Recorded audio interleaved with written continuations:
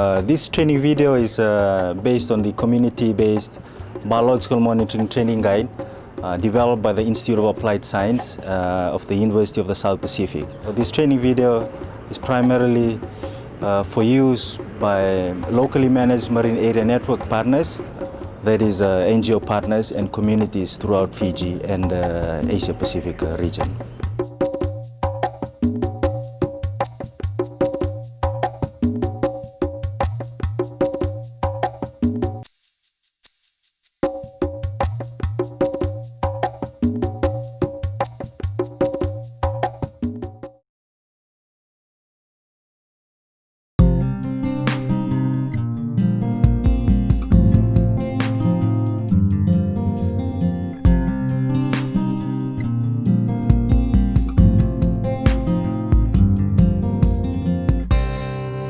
Peoples of the Pacific Islands have a special relationship with the ocean. For many generations, the sea and its natural resources have represented livelihood and sustenance to island peoples. As such, the economies and lifestyles of all Pacific Island nations depend upon the health and productivity of their coastal and marine resources. Over time, coastal and marine resources have come under increasing threat due to a variety of human and natural interactions.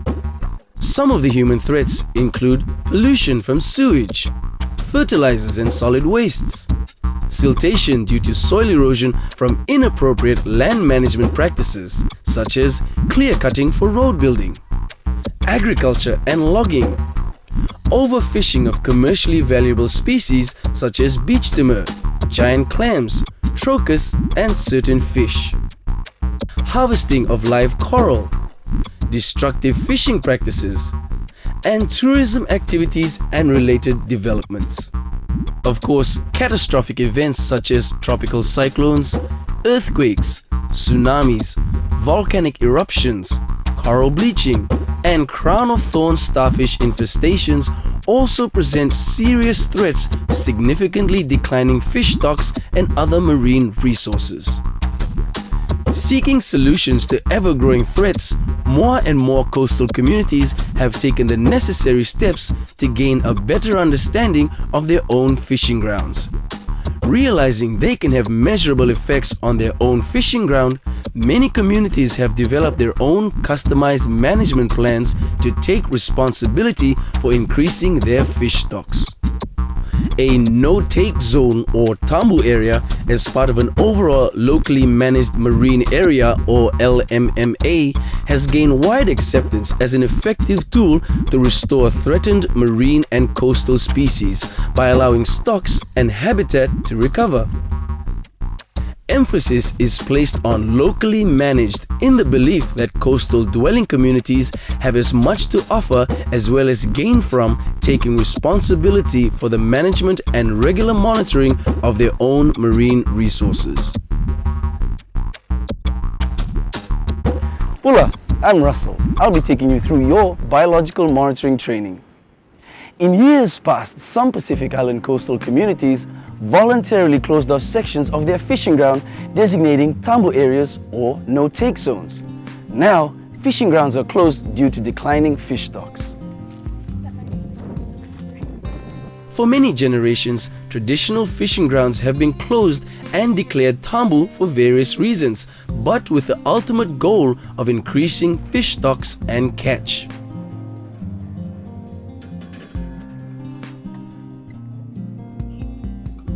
In Fiji, for example, the closing of a fishing ground and declaring TABU occurs upon the death of a chief or other influential village member. Fishing grounds are more commonly closed among various Pacific Island cultures in preparation for a special event requiring large quantities of fish, such as a wedding, or for the exchange with other communities of fish for agricultural crops, often referred to as trade or barter.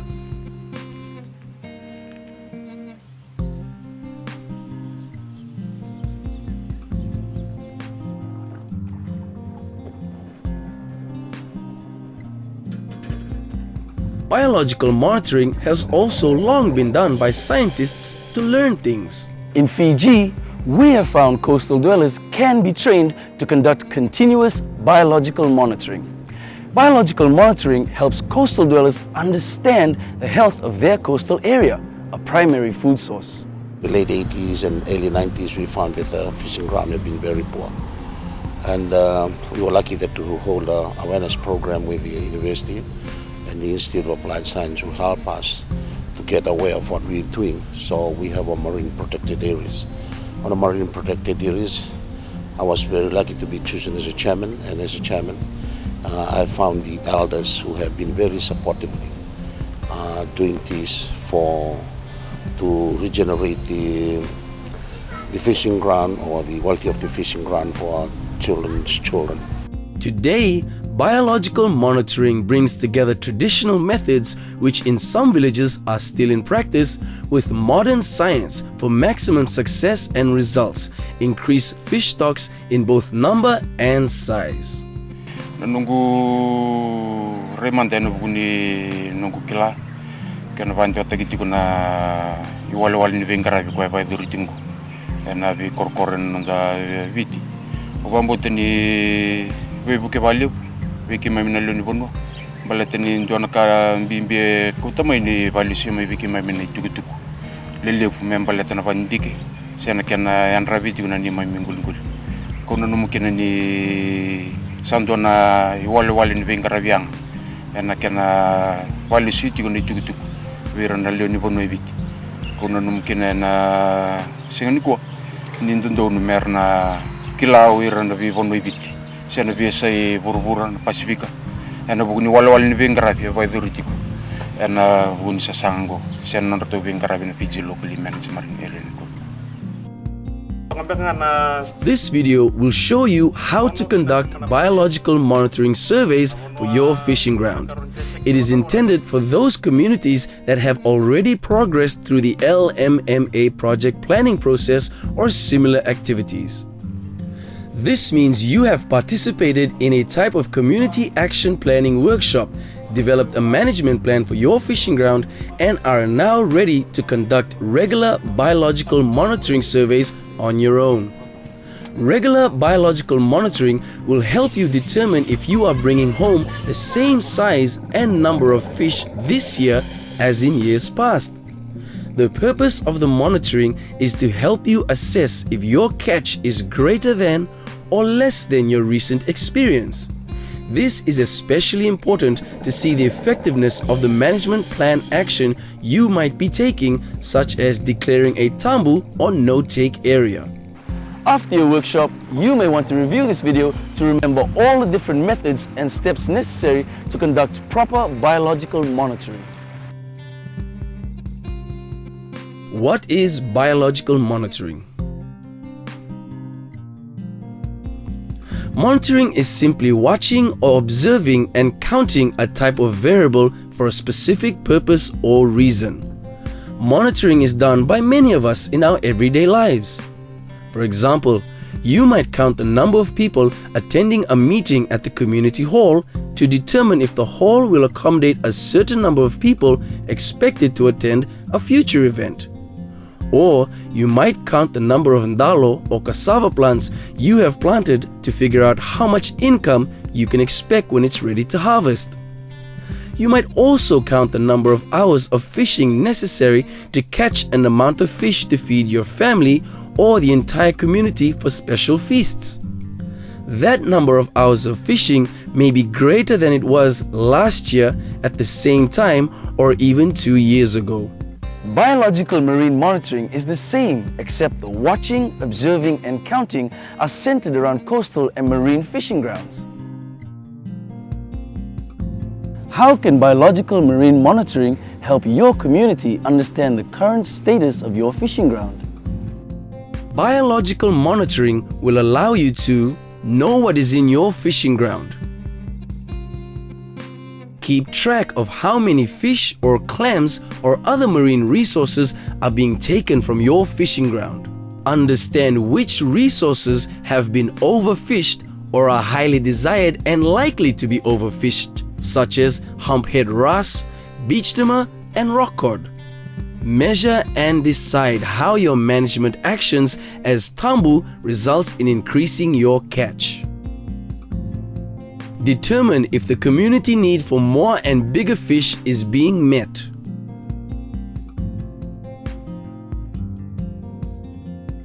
You cannot count everything in your fishing ground. For biological monitoring, you need to choose one or two things that will be easy for you to count and measure to help answer the 5 questions previously noted. This is called your indicator species. In choosing your indicators, you will also consider those marine resources that are important to your community. If you have a management plan for your fishing area, one way to choose your indicators is to decide for each action what species is likely to be most affected and by how much. The management plan may focus on increasing the numbers and/or the size of one or more important species.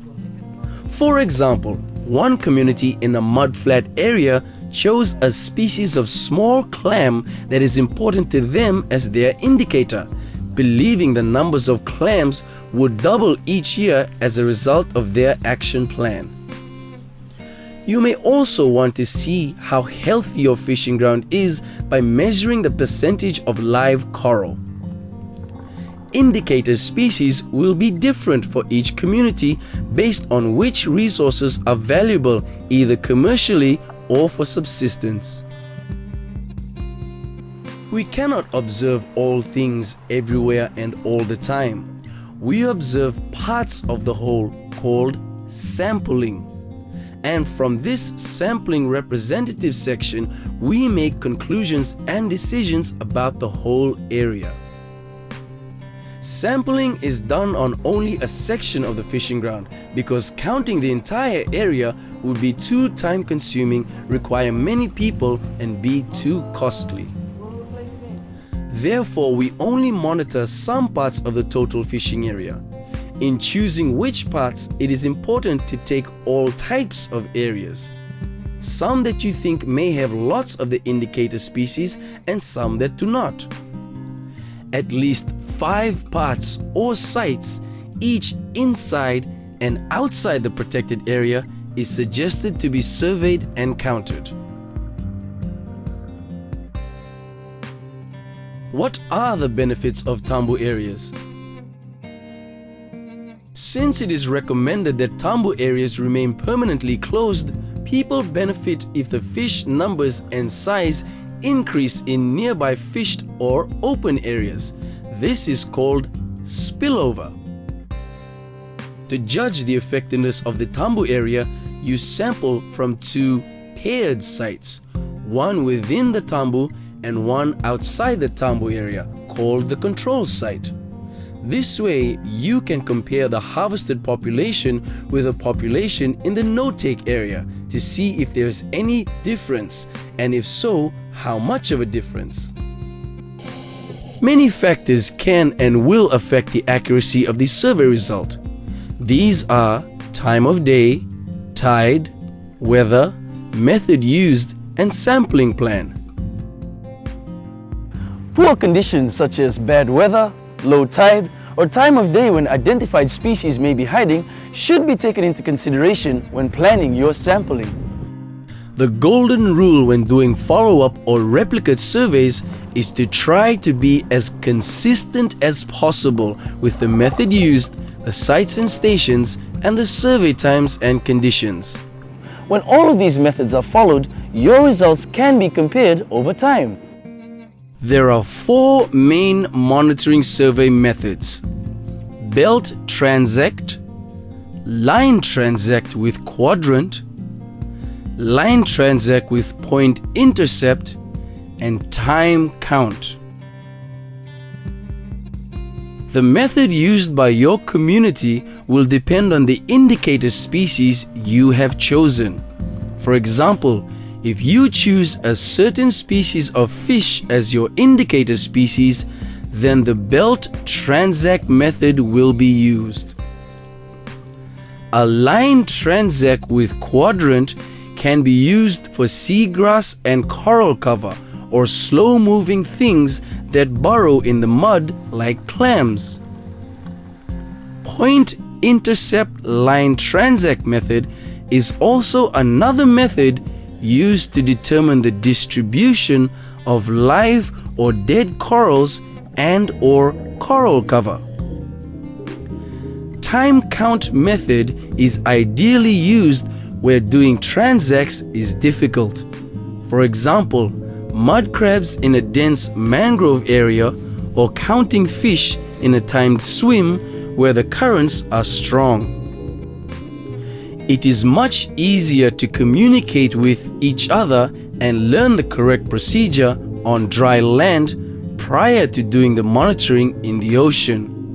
For training purposes, we will demonstrate the procedure for each method on dry land, and you should also practice on dry land prior to entering the water for your official count. For all surveys, it is best done in fine weather. Remember, while the work you're doing can be fun, there is also an element of risk and danger in the water if you're not a competent swimmer or not taking the work seriously. Having a first aid kit as part of your materials is recommended. Safety, teamwork and cooperation with your survey team is critical for a successful result. Now, let's review the 4 methods. The belt transect method is used to determine the number of fish and other marine resources that move around on the reef and the invertebrates that can easily be seen while snorkeling. Belt refers to counting the number of fish in a defined width on both sides from where you are. Imagine a belt being laid out across the ocean floor. For belt transects, ensure that the water is deep enough to swim without touching the reef. Materials needed are 100-meter measuring tape or 100-meter rope knotted every 5 or 10 meters, a compass, waterproof paper,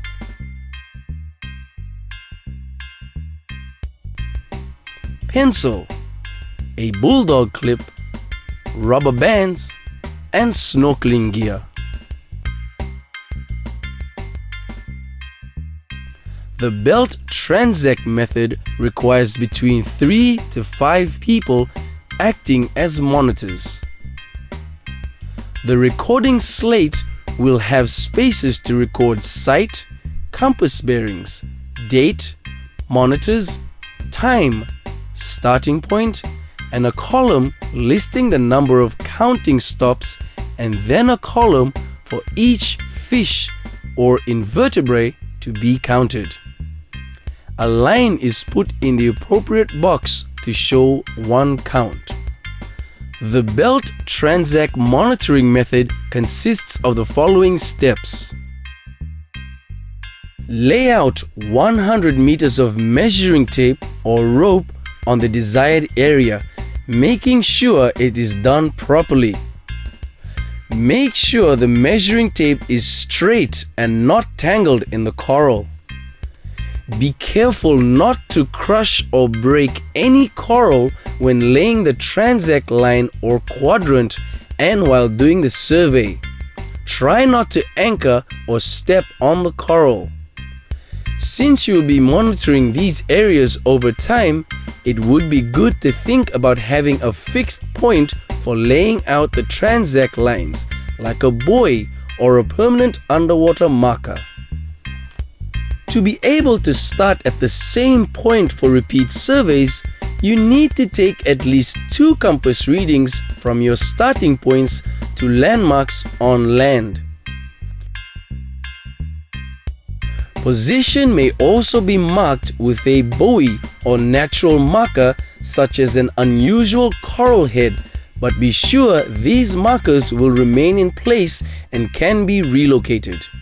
You can also use the compass bearing or direction in which you lay your measuring tape and all further changes of direction.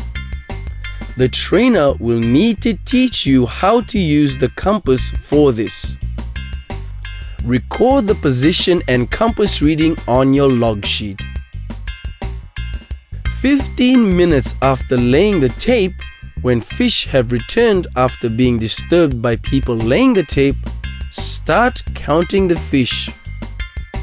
One diver records on one side of the line, followed by another on the other side.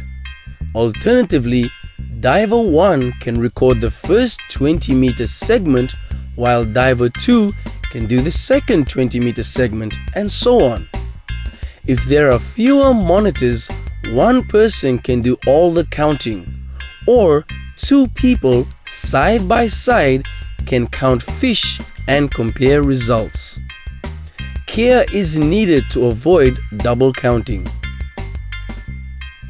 At every 5-meter stop, count the fish for 3 minutes within a 5-meter corridor, 2.5 meters on either side of the meter tape, before moving to the next stop. Do not count fish outside the 2.5 meter sampling area. You can use 2 full arms length, slightly shorter than 2.5 meters, as a guide to check on sampling boundary. Fish sizes can also be estimated. After completing 100 meters, you can move to a second starting point, noting the distance and compass bearing, and repeat the above process. It is recommended that this transect be done 5 to 10 times within the reserve area, depending on the size of the area, and the same number of transects to be done in the non-reserve area. Communities can select at least 2 species that are important to them as their monitoring indicator rather than counting all fish types they come across. These selected indicators need to be counted and recorded both in the reserve area and the non-reserve area. Now that you've carried out your training on land, you can use the same procedure while snorkeling.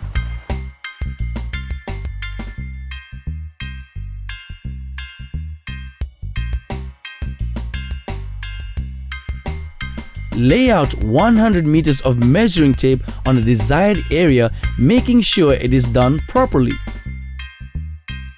Record your starting point by taking a compass reading. After a lapse of 15 minutes, when the divers no longer disturb the area, start counting the fish. After every 5-meter stop, count the fish for 3 minutes within a 5-meter corridor, 2.5 meters on either side of the meter tape, before moving to the next stop.